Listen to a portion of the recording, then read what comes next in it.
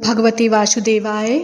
आज हम इस वीडियो में माघ मास कथा का श्रवण करेंगे। अध्याय 3, माघ मास का तीसरा अध्याय।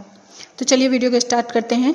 तब राजा दिलीप कहने लगे कि महाराज, यह पर्वत कितना ऊंचा और कितना लंबा चौड़ा है।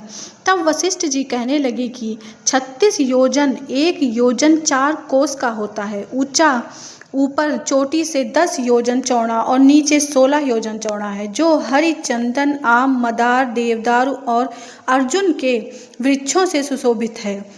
दुर्भिक्ष से दुखी होकर इस सुंदर पर्वत को और फल फूलों से परिपूर्ण देखकर भृंग वहीं रहने लगे और वहां पर कंदराओं, वनों, उपवनों में बहुत दिनों तक तप करते रहे। इस प्रकार जब भृंग ऋषि वहां पर अपने आश्रम पर रह रहे थे तो एक विद्याधर अपनी पत्नी सहित उतरा।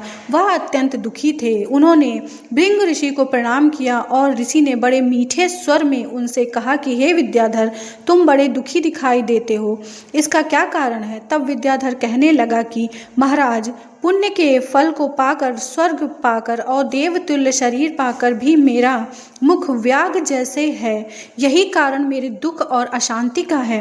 न जाने किस पाप का फल है। मेरे चित्त की व्याकुलता का दूसरा कारण भी सुनिए।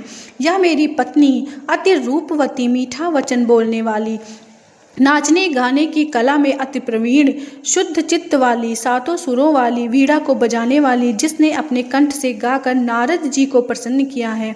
नाना स्वरों के बाद से वाद्य स्वरों के बाद से वीणा बजाकर कुबेर को प्रसन्न किया है। अनेक प्रकार के नाच ताल में शिव जी महाराज भी अति प्रसन्न और रोमांचित हुए हैं। शील, उदारता, रूप तथा यौवन में स्वर्ग की कोई अप्सरा भी इस जैसी नहीं है। कहाँ ऐसी चंद्रमुखी स्त्री और कहाँ मैं व्याघ्र मुख वाला। यही चिंता सदियों मेरे हृदय को जलाती है। विद्याधर के ऐसे वचन सुनकर तीनों लोकों की भूत, भविष्य और वर्तमान की बात जानने वाले तथा दिव्य दृष्टि वाले ऋषि कहने लगे, हे विद्याधर, कर्म के विचित्र फल प्राप्त होते हैं। मक्खी के पैर जितना विष भी प्राण लेने वाला हो जाता है। छोटे छोटे पापों का फल भी अत्यंत दुखदायी होता है। तुमने माघ मास की एकादशी का व्रत करके द्वादशी के आने तक शरीर में तेल लगाया। इसी पाप कर्म से व्याघ्र हुए। एकादशी के दिन उपवास करके द्वादशी को तेल लगाने से राजा पुरुवा ने भी कुरूप शरीर पाया था। तब वह अपने कुरूप शरीर को देखकर दुखी होकर हिमालय पर्वत पर सदैव सरोवर के किनारे पर गया। प्रतिपूर्वक शुद्ध स्नान कर कुशा के आसन पर बैठकर भगवान कमल नेत्र वाले पीताम्बर पहने, वनमाला धारण किए हुए विष्णु का चिंतन करते हुए पुरुवा ने 3 मास तक निराहार रह भगवान का चिंतन किया।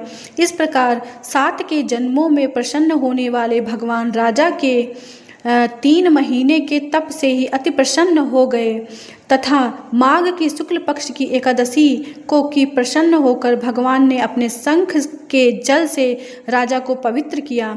भगवान ने उसके तेल लगाने की बात याद दिलाकर सुंदर देवताओं का सा रूप दिया, जिसको देखकर उर्वशी भी उसको चाहने लगी और राजा सुकृत्य होकर अपनी पुरी को चला गया। भृंग ऋषि कहने लगे कि हे विद्याधर, इसलिए तुम क्यों दुखी होते हो? यदि तुम अपना यह राक्षसी रूप छोड़ना चाहते हो तो मेरा कहना मानकर जल्द ही पापों को नष्ट करने वाली हेमकूट नदी में माघ में स्नान करो, जहाँ पर ऋषि सिद्ध देवता निवास करते हैं। अब मैं इसकी विधि बताता हूँ।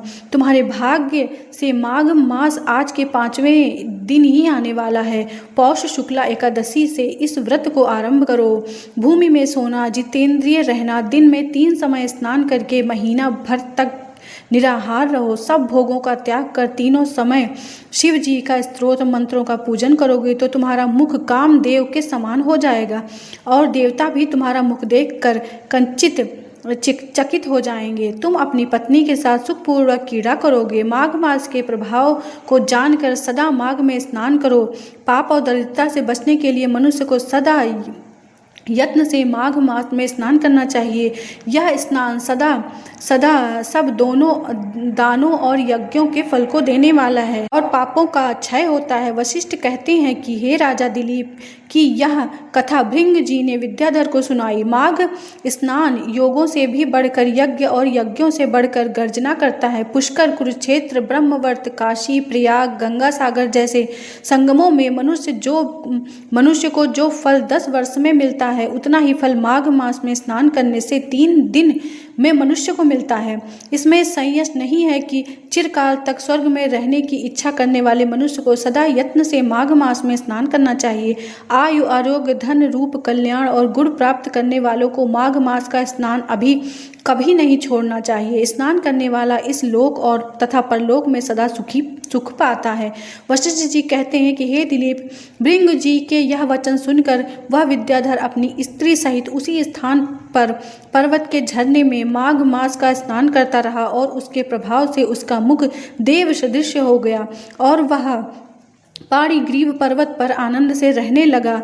तथा भृंग जी भी नियम की समाप्ति पर शिष्यों सहित इवा नदी के तट पर आकर बस गए और माघ मास का स्नान करने लगे। बोलो विष्णु भगवान की जय। इत श्री पद्य पुराणांतर्गत 3रा अध्याय समाप्त।